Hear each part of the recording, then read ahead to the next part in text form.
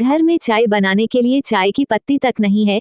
Kitchen से आवाज आती है, अरे परसों तो लाके दी थी। ऑफिस के लिए तैयार होते हुए नरेश ने कहा, हाँ खाने की चीज थी जो मैं खा गई। अरे मैंने ऐसा कब कहा? तो फिर आपका मतलब क्या है बताओ जरा। मेरा कोई मतलब नहीं है, मुझे माफ करें। हाँ बस कुछ कह दो तो ये नौटंकी शुरू कर दो। बस दारू पीना छोड़ दो अब।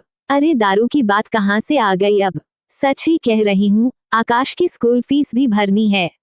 हाँ तो भर दूंगा, जितनी मेरी तनख्वाह है उतना तो मैं घर लाकर दे ही देता हूँ, और कौन सा मैं तुम्हारे पैसों की दारू पीता हूँ। और फिर एक भयानक लड़ाई शुरू हो जाती है, और फिर नरेश बिना नाश्ता किए ही ऑफिस के लिए निकल जाता है। ये सब आकाश चुपचाप एक कोने में खड़ा सुन रहा था। नरेश का गुस्सा लिए रविता, नरेश की पत्नी, आकाश पर चिल्लाती है, स्कूल के लिए देर नहीं हो रही, यहाँ खड़े खड़े मेरा मुंह देख रहा है।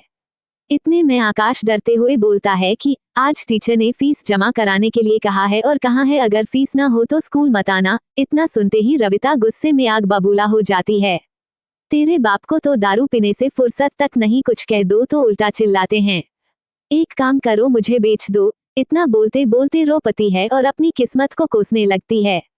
आकाश अपनी माँ को रोता देख उसे चुप करवाता है और कहता है, माँ रो मत, में मन लगाकर पढ़ लूंगा, फिर कभी भी आपको रोने नहीं पड़ेगा। इतना सुनते ही माँ आकाश को गले लगा लेती है, और फिर आकाश को तैयार करके स्कूल छोड़ने जाती है, और प्रिंसिपल से विनती करती है कि कुछ समय दो ताकि वह आकाश की फीस पूरी कर सकें। रात को नरेश ऑफिस से घर आता है, हर दिन की तरह शराब के नशे में।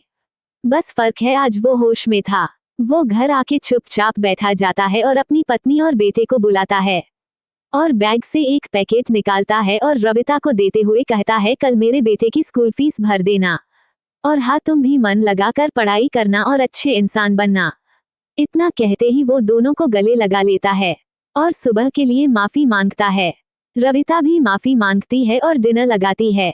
नोट: इंसान को गुस्से पर काबू रखना चाहिए और हर प्रॉब्लम का सलूशन बैठकर बात करके करना चाहिए। नरेश की जिंदगी अभी शुरू ही हुई थी। आकाश ने स्कूल जाना ही शुरू हुआ था। सब चीजें धीरे धीरे ठीक हो रहा था। इसी बीच कोरोना नामक बीमारी का आ गई और सब एकदम से बंद हो गया। ऐसा कभी भी शायद किसी सोचा या देखा नहीं था। इस बीच पैट जॉब गवा चुका था। आरएस को लेके घर में अक्सर झगड़ा रहने लग गया। किराने की दुकान वाले ने उधार के चलते राशन देने तक मना कर दिया। बात इतनी हो चुकी थी कि नरेश अब हर रोज शराब पी के आने लगा। उसको समझ नहीं आया कि क्या करे, कैसे घर को चलाए। वो अंदर ही परेशान था।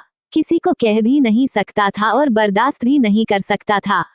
इस बीच रविता ने भी धर्म पत्नी होने का फर्ज पूरा किया और अपने कुछ आभूषण बेच दिए, जिससे बेटे और परिवार का पेट भर सके। ये बात कुछ नरेश को बर्दाश्त के बाहर चली गई और वो एक दिन दारू के नशे में घर परिवार को छोड़ के चला गया और मजदूरी करके अपना पेट भरने लगा। कोई बार रविता ने मिलके समझाया कि घर चले और वो मिलके सब ठीक कर लेंगे। वो नहीं माना और शराब के नशे की लत में डूब चुका था। ये सब आकाश देख और समझ रहा था। इसी बीच उसने अपनी मम्मी के साथ देने सोची और वह छोटा मोटा काम करना शुरू किया और अपनी मम्मी का साथ देने लगा।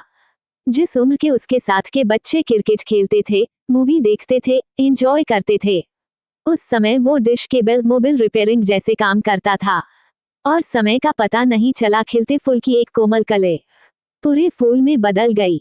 वो वो काम करने लगा जो एक जिम्मेदार आदमी करता है। इस बीच उसकी मम्मी भी उसका पूरा सपोर्ट करती, और मम्मी और आकाश ने मिलके एक टूटते हुए घर को बचा लिया।